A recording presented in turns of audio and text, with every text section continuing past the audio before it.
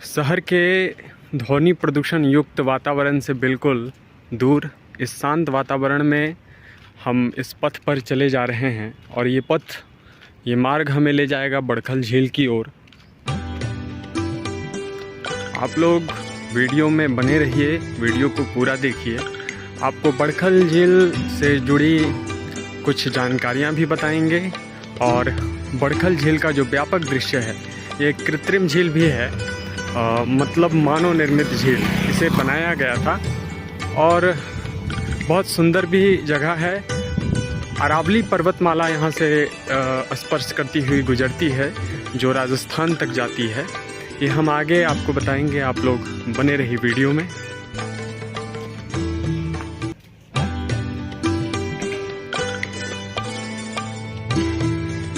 कभी यहाँ पर बहुत ज़्यादा चहल पहल हुआ करती थी, क्योंकि बड़खल झील अपने आकर्षण की वजह से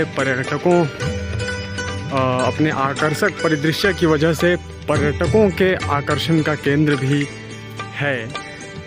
लेकिन बीच में देखरेख न होने की वजह से ये अपने वास्तविक स्वरूप को खो बैठा था।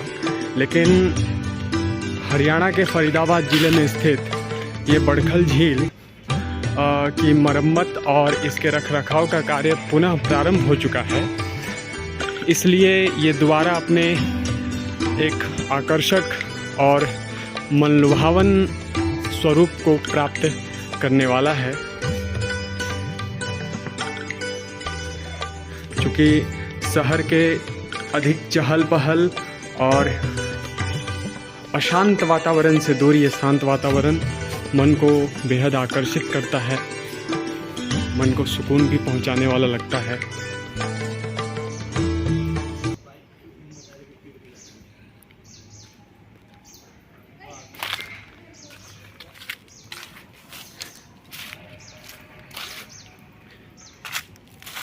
तो बड़खल झील में एक स्विमिंग पूल हमें दिखाई दे रहा है, वहाँ व्यापक बड़ा स्विमिंग पूल है। बंदरों का एक जत्था भी मुझे दिखाई दे रहा है, जो हम आपको ज़रूर दिखाना चाहेंगे।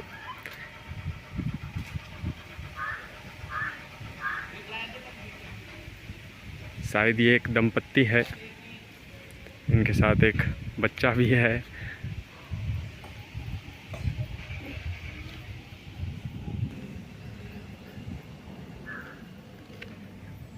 बड़खल झील के बारे में आप लोग शायद अगर जानते होंगे तो ये भी ज़रूर बहुत कुछ लोग जानते होंगे कि यहाँ पर हिंदी सिनेमा जो थी द बर्निंग ट्रेन, जिसमें धर्मेंद्र अभिनेता हैं, जितेंद्र हैं, विनोद खन्ना हैं एवं अन्य अभिनेत्रियाँ हैं, उसमें भी उसके एक पार्ट का शूटिंग, एक एपिसोड है जिसका शूटिंग इसी बड़खल झील पर हुआ था।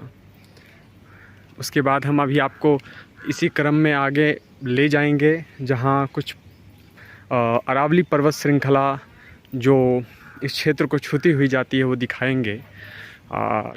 बड़खल झील की इस वादियों में इस बहुत ही मनोरम प्रकृति या हरे भरे वृक्षों से संपन्न वातावरण में चलते हुए पथ पर मुझे परसोन मंदिर का एक एरो दिखाई दे रहा है, सिद्ध महर्षि पाराशर तपोभूमि फरीदाबाद। ठीक है, अब हम इस डायरेक्शन में ज़रूर जाएंगे। ये कच्चा रास्ता है, लेकिन मंदिर को देखेंगे और आपको भी दिखाएंगे।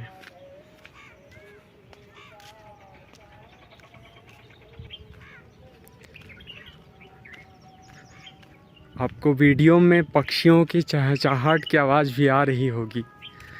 वास्तव में देखिए, हम लोगों को ये समझना चाहिए कि हम लोग वास्तव में बहुत शहरीकरण की ओर जा रहे हैं, बहुत ज़्यादा आधुनिकता में ढलते जा रहे हैं, मगर जो सुख और शांति थोड़ा ग्रामीण जीवन के तरफ मिलता हो, हरे भरे वृक्षों के बीच जो आनंद है, वो वास्तव में आर्टिफिशियल चीज़ों से भरे हुए शहरों में ये चीज़ नहीं है।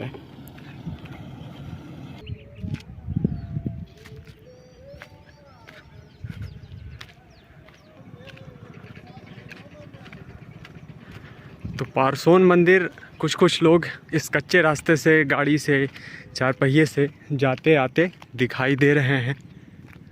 और ये पहाड़ी है एक प्रकार से, यहाँ से दिख रहा है ऊपर चढ़ने पर फरीदाबाद शहर।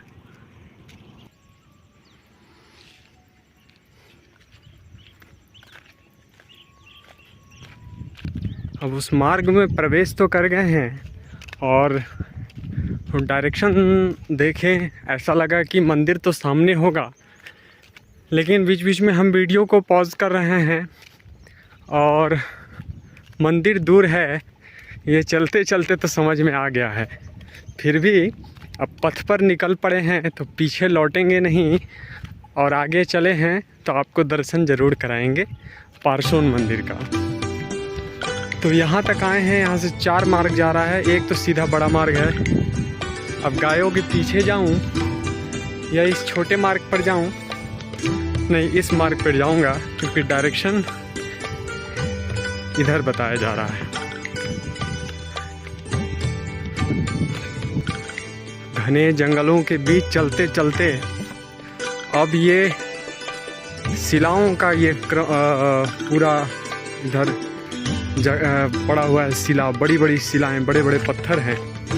तो अब जंगलों से निकलकर, मतलब जंगल वाले मार्ग से निकलकर बिल्कुल अब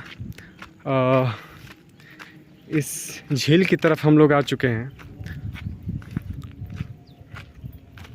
शायद यही रास्ता और ये नीचे जा रहा है और यही ऋषि पराशर ऋषि का मंदिर जाएगा, ऐसा लगता है। हम चलते हैं क्योंकि यहाँ तो कोई दिशा निर्देश के लिए बोर्ड नहीं लगा हुआ है और इस घने सुनसान जंगल में बिल्कुल आज हम अकेले हैं, लेकिन अकेले होने पर ही ज़्यादा आनंद है। 1-2 राहगीर तो बीच में दिखाई दे रहे थे, लेकिन वो यहाँ नहीं दिखाई दे रहे हैं। और वास्तव में इतने घने जंगल में अकेला होने के बावजूद भी चूँकि बहुत तरह के भय और संशय मन में उत्पन्न होते हैं कि इतना विशालकाय घना जंगल है, शहर से बहुत अंदर की तरफ, बहुत दूरी पर ये झील है और उसमें भी उतनी चहल पहल बिल्कुल नहीं, तो एक खतरे की संभावना बहुत तरह की रहती है, लेकिन वैसा कुछ अनुभव नहीं हो रहा है। एक निश्चिंत और निर्भीक वातावरण है। देखिए, चलते चलते हम पराशर ऋषि की तपोभूमि पर आ चुके हैं और वास्तव में कितना शांति है यहाँ। अब ज़्यादा बोलेंगे नहीं, वीडियो में आप यहाँ की शांति का अनुभव कीजिए।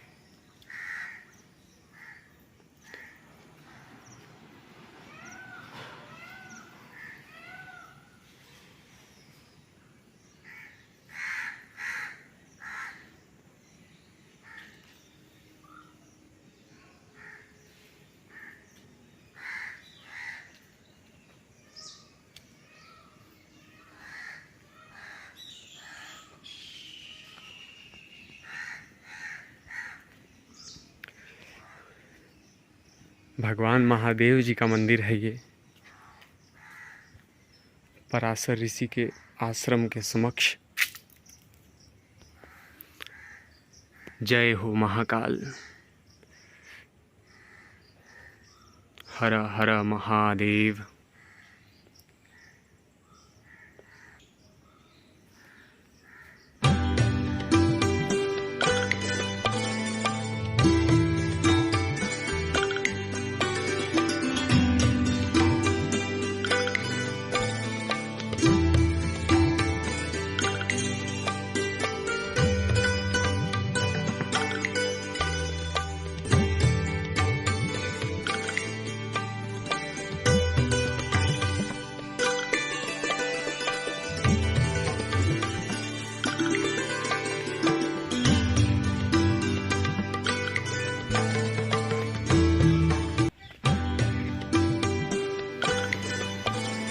बड़खल झील में एक मंदिर आपको दिखाए थे पार्श्वन ऋषि का आश्रम था। और यहाँ भगवान शंकर का ये दूसरा मंदिर आपको दिखा रहे हैं। पहले राधे कृष्ण जी हैं,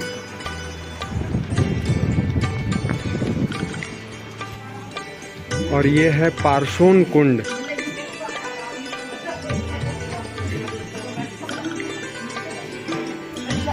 बच्चे यहाँ स्नान कर रहे हैं। पार्श्वन कुंड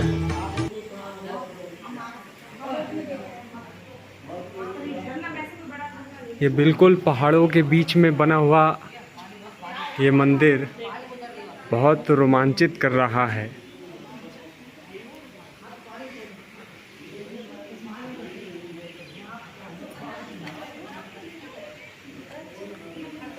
और ये रहे कालों के काल महाकाल भगवान शंकर जी। हर हर महादेव।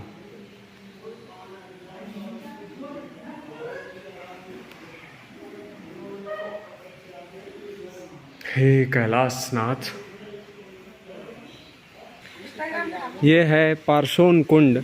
जैसा कि अभी मैंने आपको बताया, पार्श्वन ये बच्चे यहाँ स्नान कर रहे हैं। और इनका कहना है कि ये जो पानी है ये जड़ी बूटी के पौधों वृक्षों से होते हुए आता है, इसलिए इस जल में नहाना स्वास्थ्य के लिए बहुत ही लाभदायक है।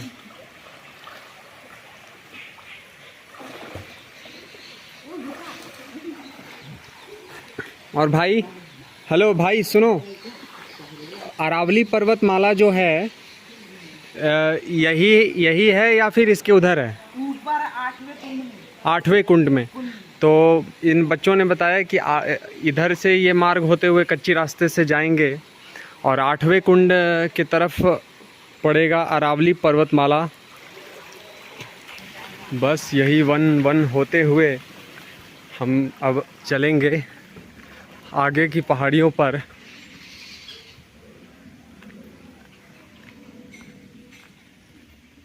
इन्हीं वनों के बीच एक और मंदिर हमें देखने को ये मिला है। इधर भी कुंड है।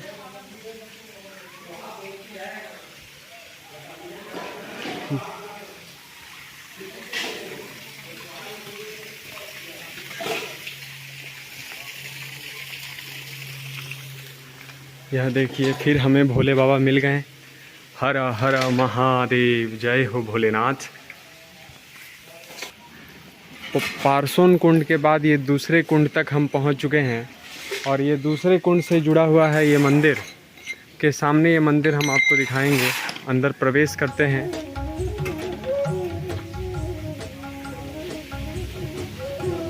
और तीसरे कुंड के पास ये फिर एक मंदिर हमें मिला। श्री रामचंद्र जी हैं अंदर। जय श्री राम। पवन पुत्र हनुमान जी हैं। और ये बड़खल झील के तीसरे कुंड के पास इन मंदिरों के श्रेणी में माता का मंदिर है। माँ कात्यायनी है।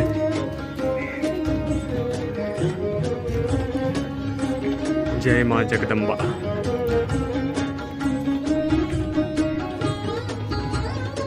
जय हो।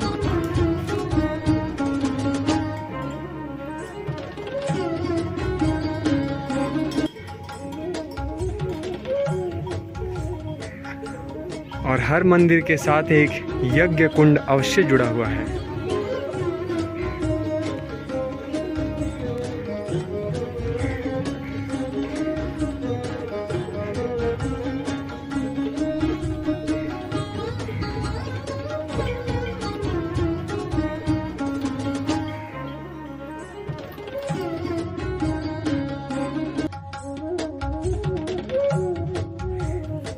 ये तीसरे कुंड पर माँ कात्यायनी का दर्शन करने के बाद ये चौथे स्थान पर हम पहुँचे हैं, जहाँ महाकाल भगवान का एक विशालकाय प्रतिमा ऊपर स्थापित है। साथ में यहाँ पर अन्य देवी देवताओं की प्रतिमा भी स्थापित है।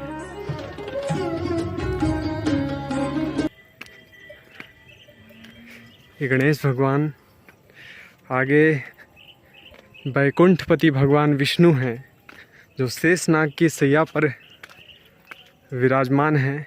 माँ लक्ष्मी उनकी सेवा में, नाभि कमल पे ब्रह्मा जी,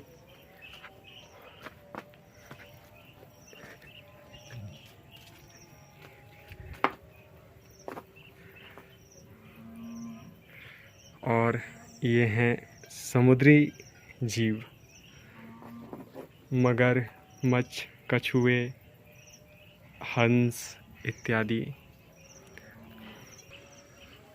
हे महाकाल,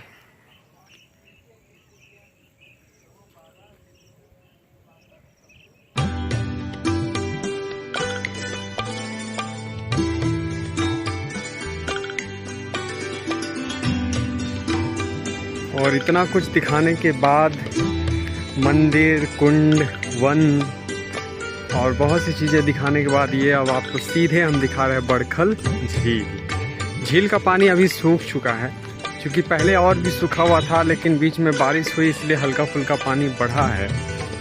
जैसा कि हमने आपको बताया कि रख रखाव नहीं होने की वजह से बीच में बिल्कुल इसकी अवस्था बिल्कुल ख़राब हो गई थी, और ये मानव निर्मित झील है। तो अब हरियाणा सरकार ने ध्यान देना शुरू किया है और अब इस पर यहाँ काम चल रहा है। बहुत जल्द ही वापस ये जगह गुलजार होने वाला है। और उधर बहुत सारी पर्वतमालाएं हैं, कुछ कृत्रिम है और यहीं कुछ ही दूरी के पास से गुजरती है अरावली पर्वतमाला। ये जो पथ है, यहाँ पर पहले पक्के हुआ करते थे इस पर, और यहीं पर हुआ था द बर्निंग ट्रेन फिल्म की एक एपिसोड की शूटिंग। उसका पिक्चर हम अपलोड करेंगे इसमें।